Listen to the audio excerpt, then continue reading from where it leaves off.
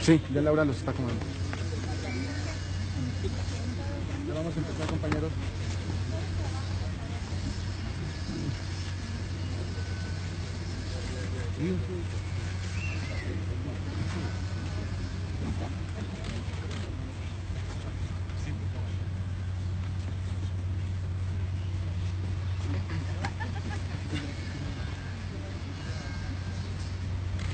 Pues muy buenos días. Y a todos ustedes. Me da muchísimo gusto estar hoy aquí en este primer acto de esta precampaña. Me he registrado formalmente, hoy arranco este esfuerzo. Quiero ser el candidato de la coalición PAN-PRD Movimiento Ciudadano y quiero ser el próximo presidente de la República para que juntos escribamos una nueva historia. Una historia de prosperidad para nuestro país. Una historia que pasa por el combate frontal a la corrupción, que es el principal cáncer que hoy tiene México. Una historia que implica acabar con la pobreza y con la desigualdad que lastima a millones de familias en nuestro país. Una historia que deberá poner fin al pacto de impunidad, que reine la ley en nuestro país, que quien la haga, la pague. Una historia en la que la economía crezca, pero que crezca para todos, no solo para unos cuantos. Sobre todo una historia en la que podamos recuperar la paz y la tranquilidad para que nuestras familias puedan vivir en armonía. Estamos a 199 días del día 1 de julio. El 1 de julio vamos a ganar la elección presidencial y vamos a lograr la profunda transformación que hoy México necesita. Decidí iniciar campaña aquí en Querétaro, en esta tierra a la que le tengo un profundo amor, a la que le tengo enorme gratitud. Aquí conocí a la mujer a la que más quiero en mi vida, a mi esposa Carolina. Aquí nacieron mis 3 hijitos, Carmen, Mateo, Santiago. Aquí formé mi familia y aquí me formé también en lo personal.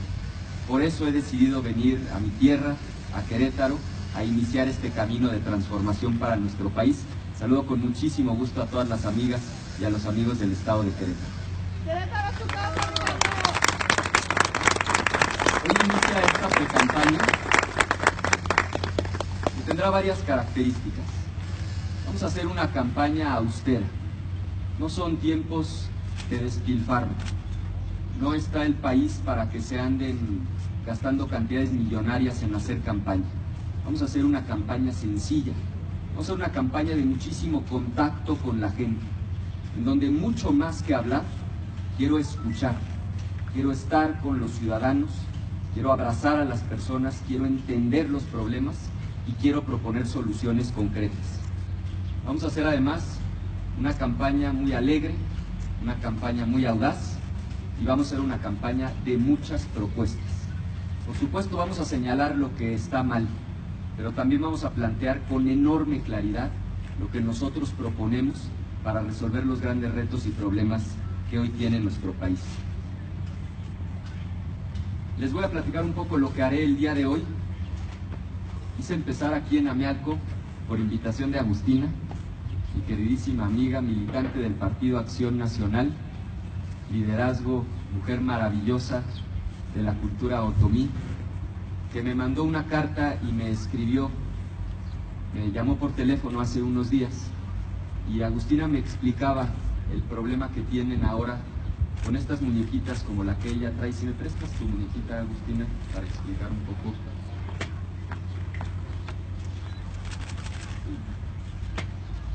Estas muñequitas son tradicionales de Amealco, son fruto de las manos mágicas de mujeres maravillosas otomís como Agustina.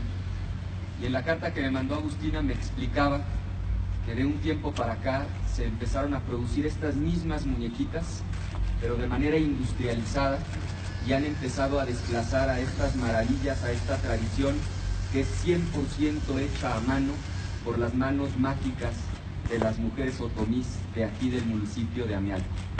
De tal manera que vengo a dar mi respaldo, por un lado, a que hagamos todo lo necesario para conservar esta maravillosa tradición, pero también para cuidar el sustento de muchas familias otomís aquí en Amialco que viven justamente del trabajo de estas muñequitas.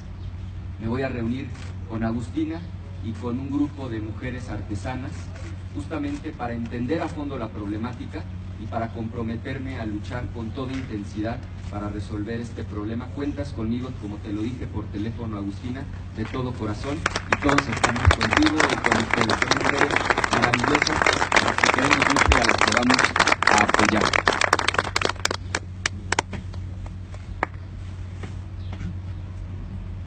Después voy a ir a San Juan del Río. Me voy a reunir con un grupo de empresarios, generadores de empleos.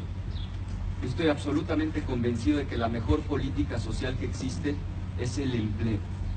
Lo que la gente quiere es tener trabajo, pero sobre todo un trabajo que esté bien pagado, que le permita a las personas sacar adelante a su familia. Quiero reunirme con empresarios con dos propósitos. Primero, para escuchar, para entender qué podemos hacer mejor, para ser más competitivos, seguir atrayendo inversión productiva, que crezca la economía, que siga habiendo prosperidad. Segundo, lo hago además con enorme orgullo, porque ese es nuestro fuerte en el Partido Acción Nacional y en las coaliciones de gobierno que hemos formado. Recuerden ustedes que en los estados que gobernamos, el PAN, y con quienes hemos formado coalición, las coaliciones PAN-PRD, son los estados en donde más crece la economía.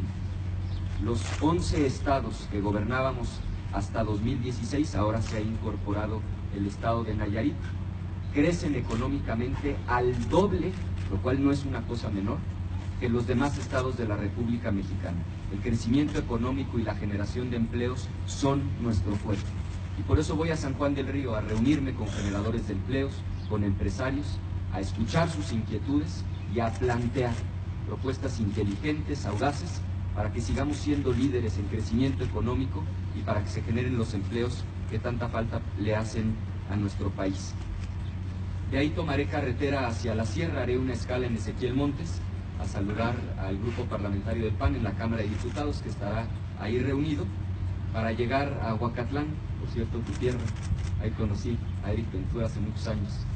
Vamos a Huacatlán, me invitaron a una posada tradicional, voy a convivir con amigas, con amigos del PAN, del PRD, de Movimiento Ciudadano y todos los amigos que formé hace muchísimos años allá en la Sierra Gorda.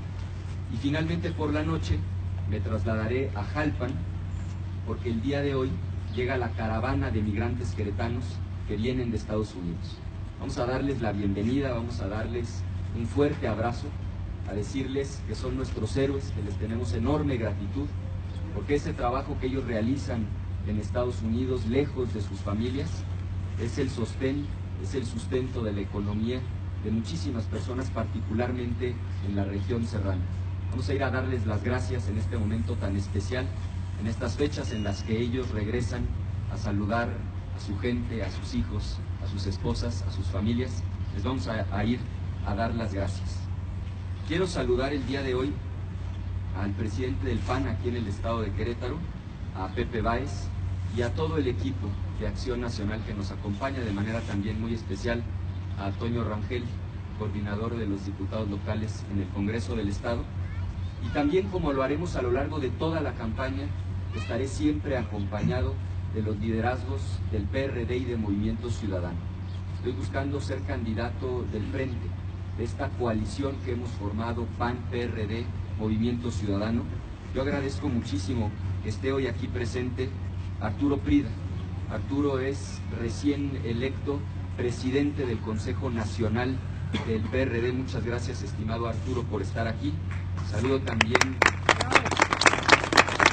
a Adolfo Camacho, el presidente del PRD aquí en el estado de Querétaro, lo mismo que a Sergio González, que es delegado del Comité Ejecutivo Nacional, a Gerardo Ríos, exdiputado local y consejero estatal, a Humberto Ruiz, que es secretario de organización aquí en el Estado, y también saludo con muchísimo gusto a todas las personas que nos acompañan de Movimiento Ciudadano, en este caso representados por Alberto Sosa, que es el delegado nacional de Movimiento Ciudadano para el Estado de Querétaro.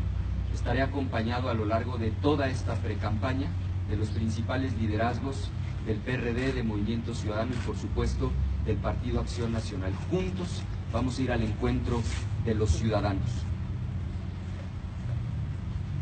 Son tiempos de sentimientos encontrados. Por un lado tengo enorme alegría porque sé que hoy empezamos a escribir una nueva historia. Estoy lleno de esperanza porque sé que vamos a ganar las elecciones y que vamos a lograr la profunda transformación que nuestro país necesita. Pero al mismo tiempo estoy preocupado por la terrible situación por la que hoy pasa nuestro país. En materia de corrupción estamos peor que nunca. Acaba de publicar Transparencia Internacional los datos del Latinobarómetro. Por cuanto vea sobornos, estamos como país en el último lugar de la tabla entre todos los países de América Latina y el Caribe. En materia de desigualdad, esta brecha entre quienes lo tienen todo y quienes no tienen prácticamente nada cada vez es mayor. Ya somos el país más desigual de toda la OCDE. El salario se ha venido precarizando. Este gobierno, o a este gobierno le debería de dar vergüenza presumir los empleos que se han generado. De lo que ha venido sucediendo es que los empleos que se crean son empleos muy mal pagados y los empleos con buenos sueldos han venido francamente en picada. Cuando empezó este sexenio, ya el 41% de la gente ganaba menos de 2 salarios mínimos. Estamos hablando de vivir con menos de 160 pesos al día. ¿Qué familia puede vivir dignamente con 160 pesos al día o menos? Hoy ya el 50% de la gente que tiene trabajo, ya no hablemos de quienes no lo tienen, el 50% de quienes tienen trabajo ganan menos de 160 pesos al día. Esa es otra realidad trágica a la que tenemos que hacer frente. La pobreza no ha disminuido, al contrario, ha venido aumentando. Hace 20 años en nuestro país había 47 millones de pobres, hoy ya hay 53 millones de pobres. La pobreza en términos absolutos ha crecido en México. Esta administración además ha endeudado de manera brutalmente irresponsable a México. Al inicio del sexenio, la deuda total del gobierno federal representaba 38% del Producto Interno Bruto.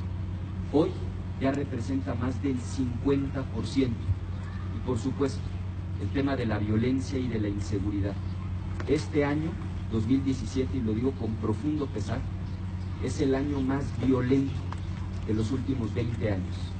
Desde que se miden homicidios dolosos de manera sistemática a nivel nacional en 1997 a la fecha, nunca habíamos tenido un año tan violento como este año 2017. Y claro, van a querer echarle la culpa a los gobiernos locales, pero cuando un problema está generalizado en todo el territorio nacional, el gobierno federal está obligado a asumir su responsabilidad. Frente a esta situación difícil, dolorosa, de corrupción, de pobreza, de impunidad, de desigualdad, frente a esta circunstancia de inseguridad, la pregunta central en este proceso electoral será si queremos continuidad o cambio. Quienes puedan dormir tranquilos, sabiendo que hay 11 millones de personas que mañana no saben qué van a comer, quienes pueden dormir tranquilos, sabiendo que este año probablemente lleguemos a la escandalosa cifra de 30,000 homicidios dolosos en nuestro país. Quienes quieran seguir con más de lo mismo, pues ya tienen candidato. Es el candidato del PRI, el candidato de la continuidad, quien está llamado a administrar esta tragedia. Quienes quieran más de lo mismo, tienen al candidato del PRI, a José Antonio Meade. La inmensa mayoría queremos un cambio, la inmensa mayoría no nos resignamos a que tanta gente viva en pobreza, la mayoría no nos resignamos a que México viva estos niveles alarmantes de violencia. Vamos a encontrar en este proceso electoral dos alternativas de cambio, que ciertamente coincidimos en el diagnóstico. El López Obrador coincide en que hay pobreza, en que hay desigualdad, en que hay corrupción, en que hay inseguridad. Pero donde tenemos profundas diferencias es en la solución a estos problemas. Yo sostengo que si bien él acierta en el diagnóstico, tiene razón al señalar los problemas, se equivoca cuando propone la solución. Las soluciones que él plantea nos podrían llevar, de hecho, a estar peor de lo que estamos. Sus planteamientos suelen tener dos características. Suelen ser ideas ya muy antiguas, por un lado, y por otro lado, ideas que en el pasado han fallado, que han fracasado. Pongo tres ejemplos muy concretos. Él ha venido sosteniendo de manera reiterada que basta con que llegue un iluminado al poder y que con eso se va a terminar la corrupción. Que si el presidente se conduce con honestidad ya no habrá problemas de corrupción. Eso mismo nos dijo él hace 17 años cuando buscó ser jefe de gobierno. Por eso digo que es una idea antigua y no funcionó. Recuerden ustedes su círculo más cercano en videos escandalosos recibiendo fajos de billetes en efectivo, el caso de Bejarano, de Imas, su secretario de Finanzas, Ponce, en Las Vegas, gastando cantidades millonarias. Un segundo ejemplo, coincidimos en que hay violencia, en que hay inseguridad, pero otra vez él se equivoca en la solución. Acude a una idea antigua, dice él que hay que conceder amnistía, que hay que perdonar a los delincuentes, a los narcotraficantes. Eso no es una idea nueva, eso se planteó hace 25 años. Se intentó en Colombia en tiempos de Pablo Escobar y los resultados fueron absolutamente desastrosos. La experiencia nos dice que pactar con los criminales, que perdonar a los criminales, lo único que hace es empoderarlos y aumentar la violencia en el país. Y pongo un último y tercer ejemplo. Él ha dicho, ustedes recordarán, hicimos una enorme lucha para evitar al fiscal carnal, evitar que el gobierno impusiera un fiscal a modo que les cuidara las espaldas para los próximos 9 años. En esta presentación que hizo recientemente López Obrador en el Auditorio Nacional, donde presentó su proyecto de nación, en la página 71 propone un fiscal carnal, propone volver a modificar el artículo 102 constitucional para que sea nuevamente el presidente de la República quien designe un fiscal a modo. Otra vez una idea vieja que el PRI defendió durante décadas, pero sobre todo una idea que ha fracasado, porque cuando el presidente tiene un fiscal a modo, lo que ha ocurrido es que la Procuración de Justicia se realiza con criterios políticos, con tintes partidistas, y esto ha traído enormes niveles de impunidad en nuestro país.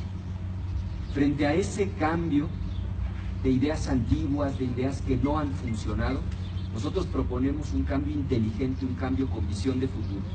Por eso decidimos unir fuerzas, PAN, PRD, Movimiento Ciudadano, intelectuales, académicos, organizaciones de la sociedad civil, para formar el Frente. Esta iniciativa potente que nos va a permitir no solamente ganar las elecciones presidenciales el 1 de julio, sino lograr mayoría en el Congreso, tener una mayoría estable que nos permita ser el primer gobierno de coalición en la historia de nuestro país. Nos vamos a encargar de resolver los grandes problemas que tiene nuestro país. Planteamos sí un cambio radical en el mejor sentido de la palabra, radical que viene de raíz. Vamos a arrancar de raíz los problemas que hoy lastiman a la patria. Vamos a combatir la corrupción, vamos a acabar con la impunidad, vamos a acabar con la pobreza extrema. Esto sí es posible con planteamientos audaces e inteligentes. Vamos a lograr que la economía crezca, pero que crezca para todos, y vamos a lograr recuperar la paz y la tranquilidad que hemos perdido.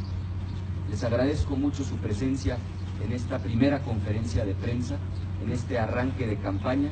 Hoy iniciamos escribiendo juntos una nueva historia. Muchas gracias y estoy a sus órdenes para cualquier pregunta.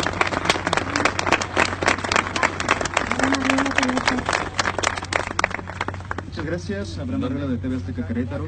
¿En dónde? Sí. Aquí está. Antes de nada, gracias por la oportunidad. Y la pregunta es, ante los comentarios sobre que ha generado alguna división en el partido, me gustaría que platicara cuál va a ser el mensaje de unidad con el que va a estar trabajando a lo largo de esta pre-campaña, por favor. Con mucho gusto.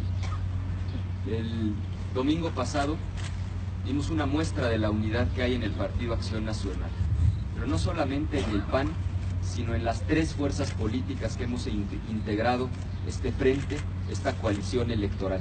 Estuvieron presentes prácticamente todos los gobernadores de Acción Nacional, los principales liderazgos del partido.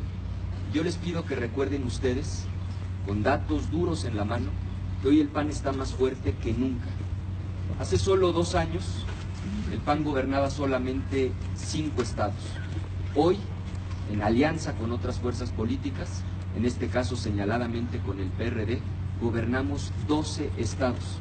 Nunca en la historia habíamos gobernado tantos estados del país. Ningún partido político gobierna más capitales que Acción Nacional.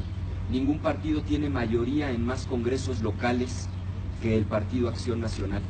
Y cuando observamos esta fuerza a nivel de nuestra coalición PAN-PRD, Movimiento Ciudadano, somos por mucho la coalición que más gobiernos estatales preside. 16 estados de la República tienen un gobierno emanado de los partidos de nuestra coalición. 16 capitales, más de 800 municipios que concentran la mitad de la población en el país. Llegamos unidos, llegamos fuertes, y eso lo sabe el sistema y lo sabe el gobierno. Y por eso trataron de detener primero a nosotros en lo personal, pero por supuesto y más importante, trataron de evitar nuestra coalición. Venimos con muchísima fuerza, vamos a ganar la elección el 1 de julio y le pese a quien le pese, vamos a lograr la profunda transformación que hoy nuestro país demanda. Jesús Barba, Televisa. ¿Qué tal? Buenos días. Buenos días, Jesús. Hola. Yo quisiera saber en qué va a basar su propuesta para poder convencer a los electores a lo largo de esta pre-campaña y posible campaña. Y también hoy, en este primer día de arranque, ¿qué mensaje le daría a Margarita Zavala y al jefe de gobierno Miguel Ángel Mancera? Con mucho gusto.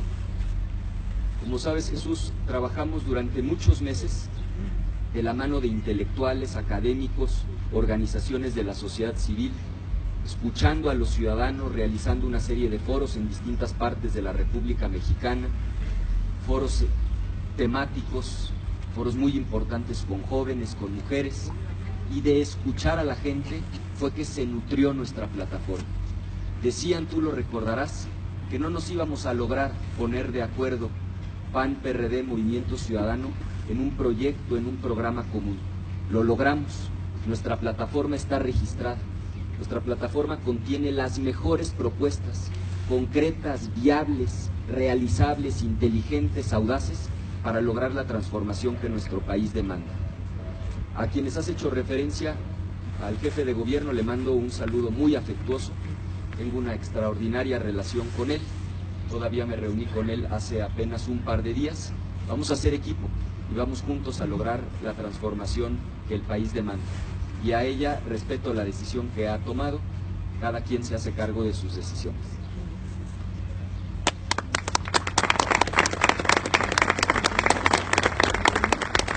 Sí. Hola. Preguntarle, cuando habla de esta campaña distinta, inteligente, precisamente, específicamente a qué se refiere, será a través de redes sociales, como vimos ayer en el primer minuto del arranque de esta precampaña. ¿A partir de cuándo los simpatizantes y líderes del PRD lo estarán acompañando? Si visitará también zonas de perredistas. Y hoy en el Senado se aprueba una ley importante, la Ley de Seguridad Interior. Conocer su opinión sobre esta ley. Con mucho gusto. ¿Desde cuándo? Desde hoy. Esta campaña la vamos a hacer juntos, el PAN, PRD, Movimiento Ciudadano, porque hemos formado esta gran coalición, pero sobre todo, y este va a ser el punto distintivo, la vamos a hacer con la gente, escuchando a los ciudadanos, en una campaña austera, efectivamente utilizando las tecnologías de la información, las redes sociales, una campaña muy alegre y sobre todo una campaña llena de propuestas audaces, inteligentes, que puedan verdaderamente lograr la transformación del país. Sobre la segunda pregunta, por supuesto, vamos a recorrer todo el país, vamos a estar caminando todo México, independientemente de los partidos que gobiernen cada una de las entidades federativas, escuchando a la gente y proponiendo soluciones a los problemas. Sobre el tema de la Ley de Seguridad Interior, yo he venido haciendo un llamado en los últimos días a que se escuche con seriedad lo que ha señalado el alto comisionado de Naciones Unidas para los Derechos Humanos. No es frecuente que un personaje de tal jerarquía de la Organización de las Naciones Unidas se pronuncie respecto de un proyecto de ley. Mi llamado es a que se escuche su planteamiento, se escuche a las organizaciones de la sociedad civil y se garantice un pleno y absoluto respeto a los derechos humanos en nuestro país. Andrea Morales, rotativo. ¿Qué tal? Buenos días.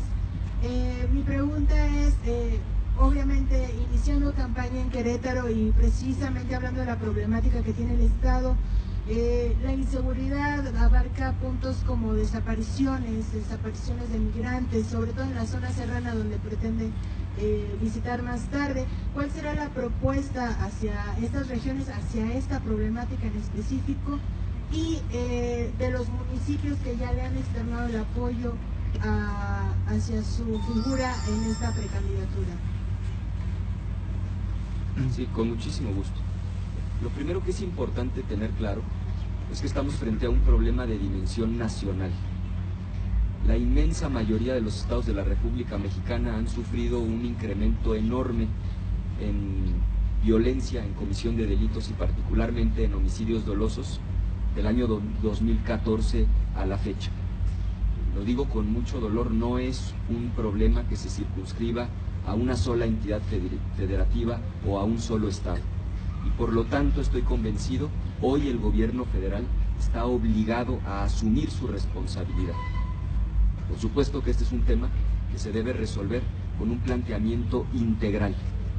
Lo que nosotros hemos venido señalando en materia de seguridad es que, primero, necesitamos recuperar la capacidad de nuestras fuerzas civiles. Lamentablemente están desmanteladas en gran parte del territorio nacional. Las policías municipales, estatales y la Policía Federal también requiere ser fortalecida. Segundo, tenemos que recuperar el control de los penales en nuestro país. Más del 80% de los penales en México están en condición de autogobierno, es decir, los propios reos controlan lo que ocurre al interior de los penales y desde ahí se cometen cuando menos el 80% de las extorsiones y de acuerdo a Alto al secuestro, el 50% de los secuestros están relacionados, planeados por gente que está al interior de los propios penales. Necesitamos tener una visión integral del problema. La seguridad no implica solamente más policías, sino también oportunidades, y oportunidades particularmente para los más jóvenes. Un joven que no encuentra oportunidades para estudiar, que no encuentra un empleo, se vuelve caldo de cultivo justamente para el crimen organizado. Y por supuesto, el tema de la corrupción, un problema que afecta de manera transversal a todos los temas en nuestro país, y la corrupción explica en buena medida los problemas de inseguridad que hay en México. Esta corrupción que se refleja en vínculos entre gobernantes y criminales, entre policías y delincuentes. Lo que nosotros planteamos es una solución verdaderamente integral frente a uno de los problemas más graves que tiene nuestro país. Eric Ventura, Super 9 TV. ¿Qué pasó, Eric? Buen día, Ricardo. Maza Pinal de Amol es uno de los municipios más pobres del país, con infinidad de problemas. ¿Qué propuesta en materia de políticas públicas tienes para municipios como el que conoces bien, como el que hoy visitas nuevamente? Y por otro lado, me gustaría conocer cuál es tu opinión respecto a la situación actual que vive tu alma mater, la Autónoma de Querétaro. ¿Qué mensaje le darías a los universitarios, a las nuevas autoridades que entran en 2018 ante esta situación de exigencia en materia presupuestal? Un gusto saludarte. Igualmente, Eric. Muchísimas gracias. Efectivamente, acudo a Pinal con enorme gusto. con muchos recuerdos de aquellas épocas en las que recordarás que nos conocimos. Y empezaría por la segunda pregunta y después voy a entrar a un planteamiento del ingreso básico universal. Sobre la segunda pregunta, yo lo que tengo para la Universidad Autónoma de Querétaro es gratitud y compromiso. Yo le debo mi educación a la Universidad Autónoma de Querétaro.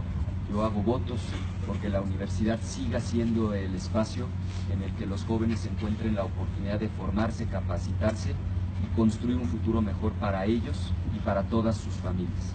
Mi absoluta gratitud y reconocimiento a la Universidad Autónoma de Querétaro y por supuesto reitero todo mi respaldo para que la universidad siga siendo fuente de conocimiento, de preparación para transformar el futuro de cientos y miles de jóvenes en nuestro país. Nosotros hemos venido planteando una propuesta muy concreta, muy audaz y absolutamente realizable, que es el ingreso básico universal. El ingreso básico universal implica que todas las personas, por el simple hecho de ser ciudadanos, reciban una cantidad de dinero garantizada por el Estado. A quienes descalifican de antemano esta propuesta, yo les recuerdo que varios premios Nobel de Economía respaldan la idea del ingreso básico universal. A quienes la descalifican les recuerdo que ya se iniciaron los primeros ensayos en países muy desarrollados como Finlandia, Holanda, Canadá, pero también en naciones con pobreza, inclusive más pobreza que México, como el caso de la India. Les recuerdo que intelectuales mexicanos de la talla de José Woldenberg, con quien platiqué hace apenas algunos días, en la Feria Internacional del Libro en Guadalajara se acaban de presentar 2 libros, uno coordinado por Héctor Aguilar Camín. En ese texto, John Scott, un economista prestigiado, dedica un capítulo completo a defender la idea del ingreso básico universal, lo mismo que un texto muy completo de Van Parijs, quien presentó el libro fue ni más ni menos que la señora Bárcenas, la titular de la CEPAL. Empresarios audaces, exitosos, como el fundador de Tesla, Elon Musk, o el fundador de Facebook, Mark Zuckerberg, han sido promotores incansables de esta idea del ingreso básico universal. Porque el ingreso básico universal puede permitir muchas cosas. Primero, erradicar la pobreza extrema. Y habrá quien diga que sigamos con los programas focalizados, donde solamente se apoya a aquellos que se detecta que están en pobreza. Pero lo que explica John Scott en este libro, con cifras oficiales del INEGI, es que hoy, y esa es una realidad que tú conoces en la sierra, el 40% de la gente en pobreza no está en los padrones de beneficiarios de los programas sociales. Y particularmente en las zonas urbanas se vuelve muy complicado identificar a la gente que está en pobreza. Y la pobreza además es dinámica. Quien ayer no era pobre hoy puede serlo, cuando se enferma, cuando padece una discapacidad, cuando pierde su empleo, cuando alguno de sus familiares cae en una enfermedad grave y termina con su patrimonio. El esperar que llegue el Estado mexicano a incorporarlo a un programa haciéndole un estudio socioeconómico unos años después, habrá una enorme tragedia. Entonces, en primer lugar, permite erradicar la pobreza extrema en el país. Segundo punto muy importante, y es lo que defiende Zuckerberg recientemente en Harvard, permite poner un piso común a todos, que permita sobre todo a los más jóvenes arriesgarse y emprender. Muchos jóvenes no pueden intentar ideas nuevas, diferentes, porque tienen que garantizar el sustento inmediato. Lo que estas pruebas piloto han mostrado en otras partes del mundo es que el ingreso básico universal da ese piso mínimo básico para todos, para que la gente se pueda arriesgar y de esa manera justamente se pueda lograr mayor crecimiento económico. Dice el Premio Nobel de Economía de los años 70 que no solamente tiene esta ventaja de reducir la pobreza, de reducir la desigualdad, sino que además fortalece el mercado interno. Es decir, en el momento en que la gente tiene más dinero en la bolsa y consume más, se da un círculo virtuoso donde la economía crece y se generan más empleos. Y finalmente, nos permite prepararnos para una etapa compleja que va a vivir el mundo en el corto plazo. En todo el mundo, el desarrollo tecnológico, la robotización, está separando a mucha gente de su empleo. Hoy entran ustedes a una fábrica en donde antes había muchísimas personas y ahora lo que encontramos son muchísimas máquinas. Por eso esto se está discutiendo en todo el mundo. Esos empleos que probablemente se pierdan en el corto plazo, quizá después se recuperen, pero en el corto plazo van a lastimar profundamente la economía de las familias. Otra vez, un ingreso básico universal puede ser ese piso mínimo que garantice que todos tengan al menos lo indispensable. Es uno de los planteamientos centrales que nosotros hemos venido haciendo y que es absolutamente factible, que sí se puede financiar, que se está discutiendo en muchas partes del mundo, que es apoyado por grandes economistas, incluyendo ganadores de Premio Nobel de Economía, y que nosotros estaremos defendiendo y debatiendo a lo largo de esta campaña. Marco Estrada M. Muchas gracias. Señor, hace énfasis en el tema de la corrupción y el combate al mismo. Ayer Santiago Nieto en Querétaro señalaba que uno de los principales temas en los que se deben enfocar los candidatos presidenciales es en combatir la corrupción. Sin embargo, hoy empieza la precampaña sin un titular de PEPADE. Saber cuál es su opinión al respecto, qué implicaciones tendría y qué llamado podría hacerle al Senado al respecto. Primero, coincido con Santiago Nieto en que la corrupción es el problema más grave que vivimos en nuestro país, y en segundo lugar, pues claro que es francamente preocupante que iniciemos ya este proceso electoral, en este caso las campañas, sin una fiscalía especializada en delitos electorales. Hacemos un llamado respetuoso al Senado de la República para que a la brevedad se pueda resolver, pero insistiendo en que se debe resolver bien y rápido, en ese orden. No cualquiera debe ser titular de FEPADE, debe ser un perfil adecuado, una persona con conocimiento técnico, pero sobre todo con solvencia moral para desempeñar tan importante responsabilidad. Última pregunta, Sergio Venegas, Plaza de Armas. Don Sergio Arturo. Señor precandidato, asumo que usted ya dejó la presidencia del Partido de Acción Nacional, pero sí quisiera conocer su opinión de qué debe hacer Acción Nacional, si tuviera que hacer algo, con aquellos panistas que están apoyando otros proyectos, y me refiero específicamente a quienes usted mencionó, los expresidentes